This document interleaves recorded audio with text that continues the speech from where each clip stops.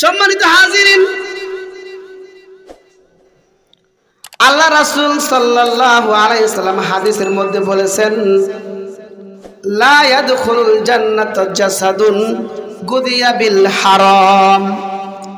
যেই শরীর হারাম মাল দিয়ে লালিত পালিত হয় ওই শরীর জান্নাতে যাবে না।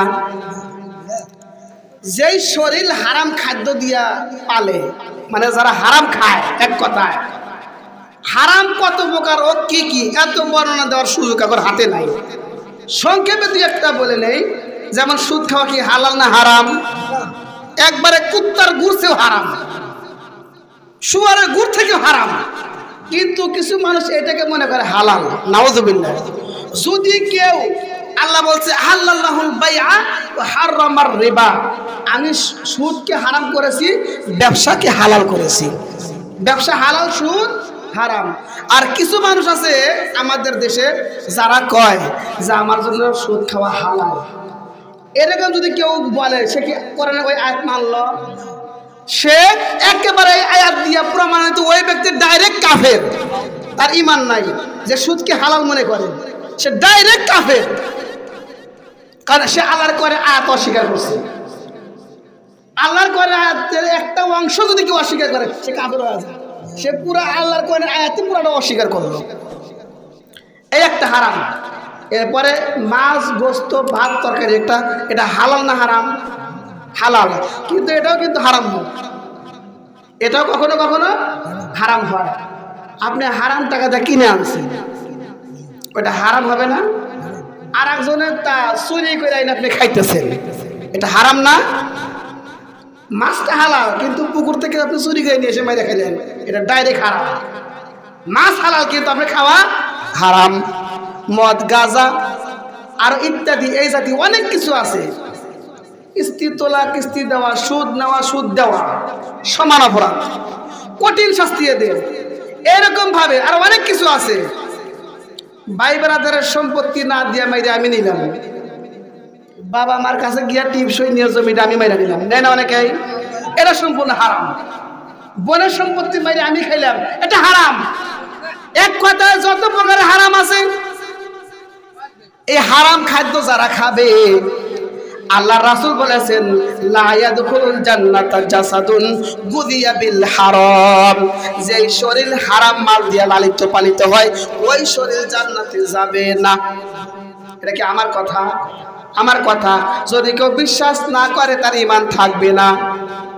আর এক হাদিসে আল্লাহ রাসূল বলেন, আদ-দাইসু লা ইয়াদখুলুনাল জান্নাহ। হুজুর আলোচনা করছে দায়ুস ব্যক্তি জান্নাতে যাবে না। দায়ুস জান্নাতে যাবে না।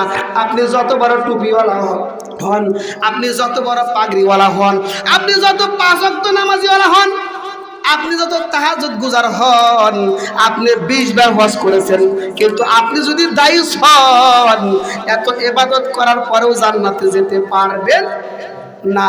দায়ুস কারা? সংক্ষেপে বলি, দায়ুস কারা? যেই মহিলা, যেই মেয়ে মানুষ পর্দা করে না, পর্দায় থাকে না, পর্দা করতে চায় না, পর্দার কথা বললে উল্টা পাল্টা কথা বলে, মনের ভিতরে পর্দা করার ইচ্ছাও নাই, এই সমস্ত মহিলাদেরকে বলা হয় দায়ুস। এরকম মানুষ আমাদের দেশে আছে না নাই? কম না বেশি? শুধু মহিলা মানুষ দায়ুস না, পুরুষও দায়ুস। কোন পুরুষ দায়ুস?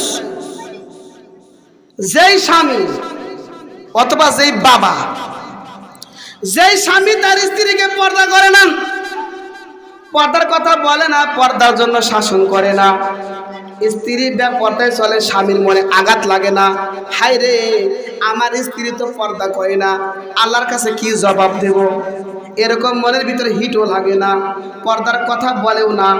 যেই বাবা তার মেয়েদেরকে পর্দা করে না, পর্দায় রাখে না, পর্দার ব্যবস্থা করে দেয় না, পর্দার চেষ্টাও করে না, মেয়ে বেপর্দা হয়ে ঘুরতেছে, বাবার মনে কোনো আঘাত লাগে না, আমার মেয়েটা মানুষের কুদৃষ্টি তার উপরে পড়তেছে, আমার মেয়েটা পর্দায় থাকে না, আল্লাহর কাছে কি জবাব দেব, এরকম কোনো আঘাতও ভিতরে লাগে না, ওই পুরুষটাও দায়ুস। যে পুরুষ তার স্ত্রীকে পর্দা করে না, পর্দার জন্য শাসন করে না, পর্দার ব্যবস্থা করে দেয় না, পর্দা করার ইচ্ছাও নাই, পর্দার কথা বলেও না, যে পুরুষ তার মেয়েকে পর্দা করে না বলেও না, এ পুরুষ হচ্ছে দায়ুস। শুধু মহিলা দায়ুস না, এই পুরুষও যত নামাজ রোজা হজ যাকাত করুক জান্নাতে যেতে পারবে না, কোনো লাভ নেই। আল্লাহ রাসূল হাদিস, লা ইয়াদখুলুনা আদ-দাইসু লা ইয়াদখুলুনা আল-জান্নাহ। তবে যদি বাবা তার মেয়েকে বলে, মা তুমি পর্দা করো, পর্দায় থাইকো, পর্দার বাইরে যাওয়া যাবে না, গুনাহ হবে, তুমি দায়ী হইবা, আমি যদি না বলি, শাসন না করি, আমিও দায়ী হব, তোমার জন্য আমি জাহান্নামে যেতে পারবো না, পর্দা করে আজকের থেকে। বারবার বললেন, ভালোভাবে বুঝালেন কোরআন হাদিস দিয়া, শুনলো না।